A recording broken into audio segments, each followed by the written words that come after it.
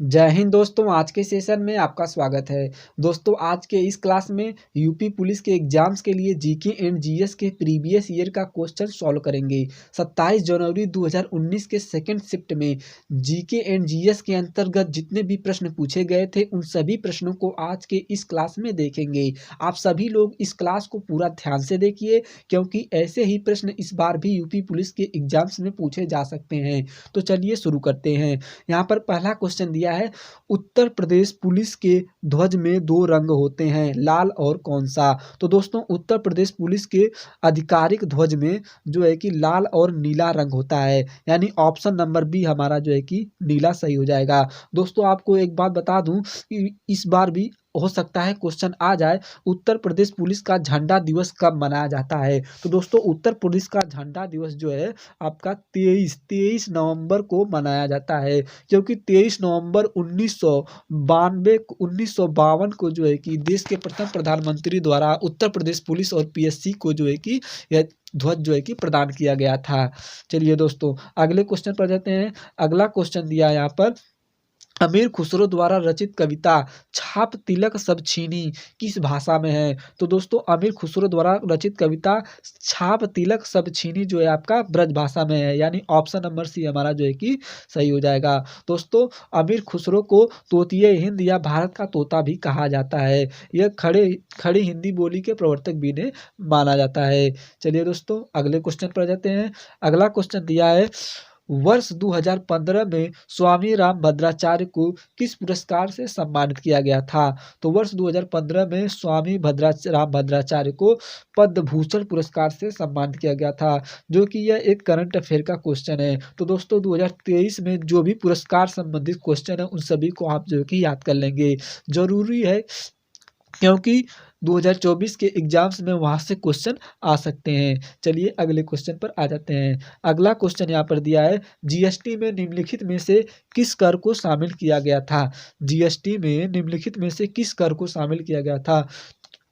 तो यहाँ पर आंसर आपका आ जाएगा चुंगी कर। चुंगी कर जो है कि आपका सही हो जाएगा, ऑप्शन नंबर ए। दोस्तों आपको बता दूं चुंगी कर क्या होता है। चुंगी कर वो होता है जैसे कोई व्यापारी अपना माल एक स्टेट से दूसरे स्टेट में जब लेकर जाता है तो उस पर जो है कि जो कर लगता है उसे चुंगी कर बोला जाता है। चलिए दोस्तों अगले क्वेश्चन पर आ जाते हैं। अगला क्वेश्चन दिया यहाँ पर, विश्व स्वास्थ्य दिवस किस दिन मनाया जाता है। विश्व स्वास्थ्य दिवस जो है कि किस दिन मनाया जाता है। तो विश्व स्वास्थ्य दिवस आपका जो है कि 7 अप्रैल को मनाया जाता है, यानी ऑप्शन नंबर ए हमारा जो है कि सही हो जाएगा। तो वहीं बात करें 21 सितंबर की, तो 21 सितंबर को जो है कि अंतर्राष्ट्रीय शांति दिवस मनाया जाता है, तथा 1 अगस्त को विश्व स्तनपान दिवस मनाया जाता है, तथा 17 जनवरी को जो है कि आपका गुरु गोविंद सिंह की जयंती मनाई जाती है। चलिए अगले क्वेश्चन पर आ जाते हैं। अगला क्वेश्चन दिया है, नियॉन लैंप का आविष्कार। नियॉन लैंप का आविष्कार किसके द्वारा किया गया था। तो नियॉन लैंप का आविष्कार जो आपका किया गया था जार्डोस क्लाउड्स के द्वारा किया गया था, यानी ऑप्शन नंबर ए हमारा जो कि सही हो जाएगा। चलिए अगले क्वेश्चन पर आ जाते हैं। अगला क्वेश्चन दिया है, निम्न में एक ऐसी छवि जो प्रायः फोरम और सामाजिक नेटवर्क में ऑनलाइन व्यक्ति का प्रतिनिधित्व करती है। यहाँ ऑप्शन नंबर सी जो है कि आपका सही हो जाएगा, यानी अवतार। यानी अवतार एक ऐसी छवि है जो प्रायः फोरम और सामाजिक नेटवर्क में ऑनलाइन व्यक्ति का प्रतिनिधित्व करती है। चलिए दोस्तों अगले क्वेश्चन पर जाते हैं। अगला क्वेश्चन क्या दिया है, अंडमान निकोबार द्वीप समूह पर स्थित इंदिरा पॉइंट निम्नलिखित देशों में से किसके निकटतम है।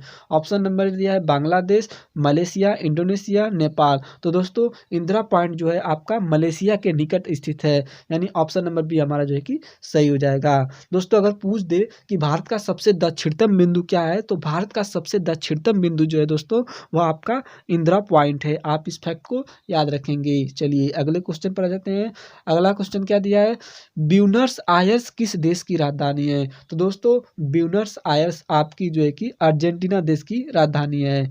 और बोल्विया की राजधानी की बात करें तो बोल्विया की जो आपकी राजधानी है कहाँ पड़ेगी, तो बोल्विया की राजधानी सुक्रे है। वेनेजुएला की राजधानी क्या है, तो वेनेजुएला की राजधानी काराकस है। तो वही बात करें ब्राजीलिया की, तो ब्राजीलिया की राजधानी ब्रासीलिया है। और ये चारों देश जो है कि किस महाद्वीप के हैं, तो ये चारों देश जो है कि दक्षिण अमेरिका महाद्वीप के हैं। चलिए दोस्तों अगले क्वेश्चन पर जाते हैं। अगला क्वेश्चन दिया है, किस राष्ट्रीय उद्यान में सबसे अधिक एक सींग वाले गैंडे पाए जाते हैं। तो एक सींग वाले सबसे अधिक गैंडे जो है कि आपका काजीरंगा राष्ट्रीय उद्यान में पाया जाता है, यानी ऑप्शन नंबर सी हमारा जो है कि सही हो जाएगा।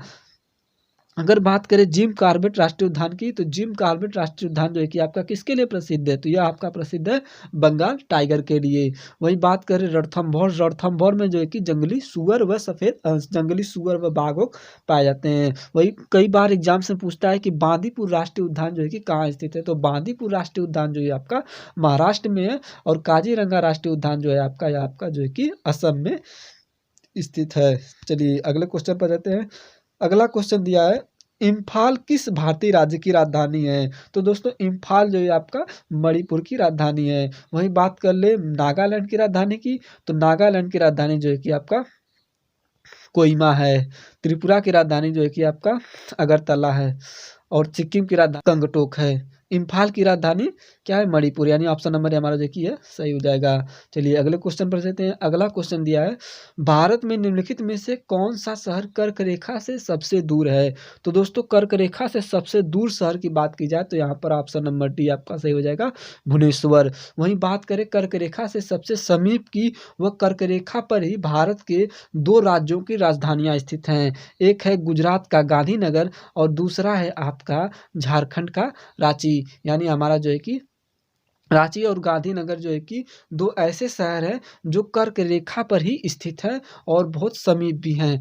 चलिए दोस्तों अगले क्वेश्चन पर आ जाते हैं। अगला क्वेश्चन दिया है, हार्नबिल महोत्सव निम्न में से किस राज्य में मनाया जाता है, तो हार्नबिल महोत्सव जो है आपका नागालैंड में मनाया जाता है। यह क्वेश्चन जो है कि दोस्तों न जाने कितने बार कई एग्जाम्स में पूछा जा चुका है।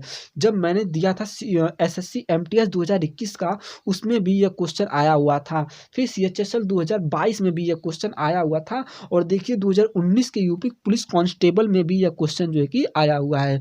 दोस्तों अगर बात करें पश्चिम बंगाल की, तो पश्चिम बंगाल किस त्योहार के लिए प्रसिद्ध है, तो पश्चिम बंगाल जो है आपका दुर्गा पूजा, किस त्योहार के लिए प्रसिद्ध है, तो दुर्गा पूजा के लिए प्रसिद्ध है। वहीं बात करें बिहार की, तो बिहार आपका जो है कि छठ पूजा के लिए प्रसिद्ध है। तो वहीं बात की जाए सिक्किम की, तो सिक्किम जो है कि सागा दावा एक महोत्सव वहाँ पर मनाया जाता है, उसके लिए प्रसिद्ध है। तो आप इसे ध्यान रखेंगे, हो सकता है 2024 में ऐसा क्वेश्चन मिल सके आपको।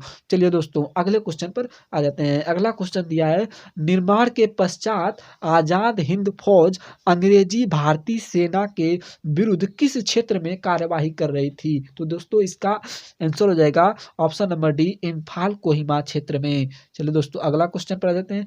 अगला क्वेश्चन दिया है, महाराष्ट्र के पोला त्योहार में किस जानवर की पूजा की जाती है, तो महाराष्ट्र के पोला त्योहार में जो है कि वृषभ का मतलब होता है दोस्तों बैल, वृषभ का मतलब होता है दोस्तों बैल, यानी बैल की पूजा की जाती है महाराष्ट्र में। के पोला त्योहार में किस जानवर की पूजा की जाती है, यानी वृषभ की पूजा की जाती है। दोस्तों इसी क्वेश्चन को घुमाकर पूछ सकता है कि पोला त्योहार कहाँ मनाया जाता है, तो दोस्तों पोला त्योहार आपका महाराष्ट्र में मनाया जाता है। चलिए दोस्तों अगला क्वेश्चन पर जाते हैं। अगला क्वेश्चन दिया, भारत का संविधान भारत के महान्यायवादी की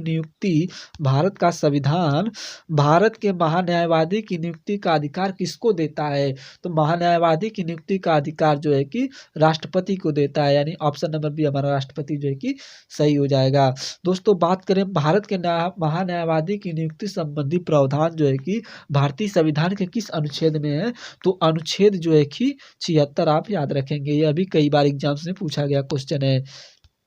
चलिए अगले क्वेश्चन पर आ जाते हैं। अगला क्वेश्चन दिया है, किस देश की राइसेट कंपनी ने 1990 के दशक में बासमती चावल पर एकस्वर अधिकार प्राप्त करने का प्रयास किया था, तो दोस्तों इसका ऑप्शन नंबर जो है कि सी हो जाएगा, संयुक्त राज्य अमेरिका देश की। चलिए अगले क्वेश्चन पर जाते हैं। अगला क्वेश्चन दिया है, भारत का मूल रूप संविधान किसके द्वारा हाथ से लिखा गया था, तो इसका ऑप्शन नंबर जो है कि सी सही हो जाएगा, प्रेम बिहारी नारायण रायजादा के द्वारा। चलिए दोस्तों अगले क्वेश्चन पर।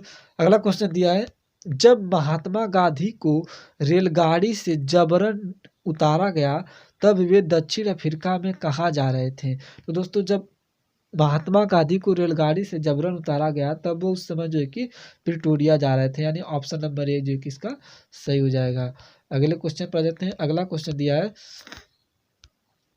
निम्नलिखित में से नृत्य का कौन सा प्रकार असम से संबंधित है? ऑप्शन दिया है नौटंकी, कथकली, बिहू और गरबा। तो दोस्तों असम से संबंधित जो नृत्य है वह बिहू है। बिहू नृत्य जो है कि आपका असम में होता है। तो वही बात करें नौटंकी का, तो नौटंकी जो है कि आपका उत्तर प्रदेश में, कथकली जो है कि आपका केरल में, व गरबा जो है आपका जो है कि आपका गुजरात का है। चलिए दोस्तों अगले क्वेश्चन पर जाते हैं। अगला क्वेश्चन दिया है, किस योजना के तहत खोले गए सभी बैंकों में 5,000 रुपये ओवरड्राफ्ट की सुविधा दी गई थी? तो इसका ऑप्शन नंबर ए हो जाएगा प्रधानमंत्री मुद्रा योजना के तहत। चलिए दोस्तों अगले क्वेश्चन पर जाते हैं। अगला क्वेश्चन दिया, मौर्य राजवंश की स्थापना मगध में हुई थी, जो वर्तमान में किसके नाम से जाना जाता है? तो दोस्तों जो तत्कालीन मगध था, वर्तमान में पटना और पटना प्लस गया जिलों को शामिल करने के बाद जो है कि वर्तमान तत्कालीन मगध की बात होती है, यानी दोनों जो है कि क्षेत्र पड़ता है बिहार में, इसलिए इसे अब बिहार के नाम से जाना जाता है, यानी ऑप्शन नंबर सी हमारा जो है कि सही हो जाएगा। चलिए दोस्तों अगले क्वेश्चन पर। अगला क्वेश्चन दिया है, भारत निम्न में से किस संगठन का सदस्य नहीं है? तो इसका ऑप्शन नंबर ए जो है कि सही हो जाएगा दक्षिण पूर्वी एशियाई राष्ट्रों का संघ, यानी दक्षिण पूर्वी एशियाई राष्ट्रों के संघों का जो है कि भारत सदस्य नहीं है। यदि क्वेश्चन पूछ दे दक्षिण पूर्वी एशियाई राष्ट्रों का कितने देश हैं, तो टोटल जो है कि इसमें 10 देश हैं, और इसका जो केंद्रीय सचिवालय है वह आपका जो है कि इसका केंद्रीय सचिवालय जकार्ता में है। और जकार्ता क्या है? तो जकार्ता इंडोनेशिया की राजधानी है। चलिए दोस्तों अगले क्वेश्चन पर जाते हैं। अगला क्वेश्चन दिया है, किस देश की महिला टीम ने दक्षिण कोरिया में 2018 में संपन्न हुआ कैरम विश्व कप जीता?